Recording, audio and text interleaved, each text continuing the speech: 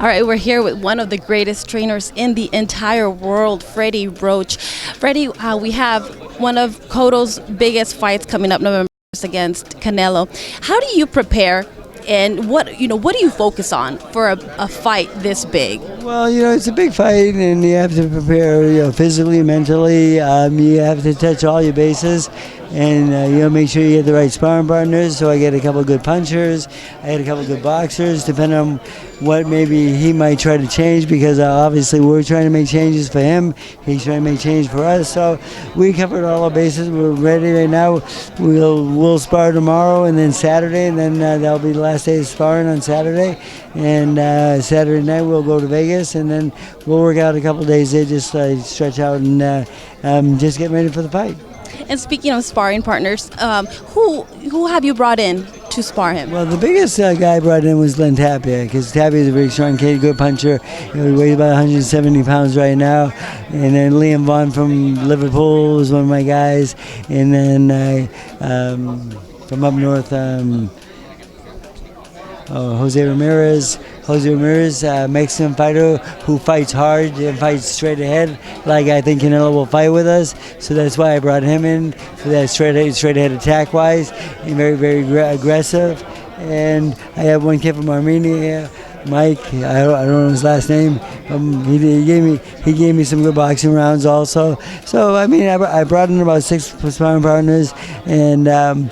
Well, actually, I had like 3 from up here and 3 from out of town, so it worked out very well. And the thing is, I always have good sparring in my gym anyway, so I always get an edge on most people, because the gym is really packed every day. So, and if we need sparring, if we don't have somebody, we'll go upstairs and get somebody, because most of the workouts been downstairs. And I don't know if you can tell us who it was, or was it a multiple amount of sparring partners that caused the bruising on Cotto? I think that was a Jersey boy. Mostly, he's the biggest puncher, and he got a couple black guys. Yeah, But one thing about Miguel, he doesn't wear the bar like most fighters wear nowadays to protect themselves and get themselves to the fight a little more healthy. He just uses a regular headgear, and so the thing is, going against guys like that, the real fights are real hard. Sparring is not easy. It's not a bunch of stiffs. It's not a bunch of washed-up guys and so forth. We bring in contenders, and the thing is, he does well with them. So it's not easy. At one point I gave him like 4 sparring partners in a row, 4 fresh guys, and then this week I cut down to 2 fresh guys, because I want to see him in the breakdown process a little bit more of how how the body shots will break the fighter down and so forth. So we switched up a little bit, but I like to go 2-2-2-2 sometimes, just for fresh guys all the time, and just for conditioning and for short bursts. But then the 4-4s, when I go with 8 rounds that way, we just more ability of breaking the fight down and making that particular fighter tired. And if he can do it with that fighter, he should be able to do it with his opponent also. So it's a philosophy I have in how I work things, but it's working out pretty good. What are you expecting to see from Canelo on November 21st?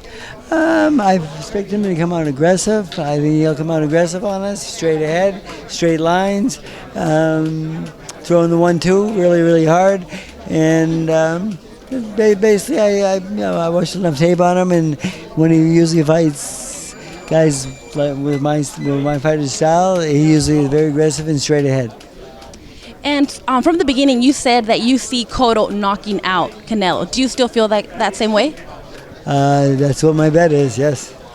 How would you break down, how the fight would end? Are we looking? You're thinking about a late round? Yeah, the thing is, he'll fade about the fifth round. He always fades a little bit. He seems to in the past, and if you watch tapes on him, he fades a little bit, and then he starts breaking down a little bit, and then I think we'll get a little bit more to him as each round goes from there. And I'm saying, 8-9 rounds, late in the fight, of course. But because he will be strong early, of course. But the thing is, if he attacks with that straight head style, and we fall into the pocket and work the body, and once you kill the body, everything else is gone. What did you think about the fight between Gennady Golovkin and David Lemieux? was okay. I mean, it was not the most entertaining fight. But Lemieux's a tough, ballsy kid, so it ended up being a pretty good fight. And now, of course, they say winner of Canelo Cotto gets. Gennady will fight the winner of Canelo and Cotto. Did you see the pay-per-view? Did you see what the pay-per-view sales were? I don't think that's true. That might not happen now because they didn't sell that many. I mean, I talked to his trainer the other night. I saw him out, and I said, "What's going on?" He said, "That's up to you." I said, "Well, it's really not up to me." I said, "It's how many pay-per-views can your fighter sell?" No, well, talking about pay-per-view buys. Abel? Yeah, I know. You paid for it? Did you want your money back? I paid for it, yes. I bought it. Are you okay with not getting your money back? I didn't fall asleep. Well, people want to know because we see Miguel Cotto so rejuvenated, and we don't believe that Mayweather has fully retired. If the opportunity comes back, what would happen in that rematch?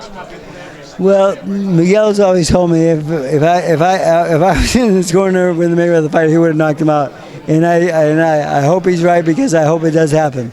I really do. All right. Well, hopefully that opportunity comes back. Thank you. Thank you, Freddie. Good luck on November 21st. Thank you.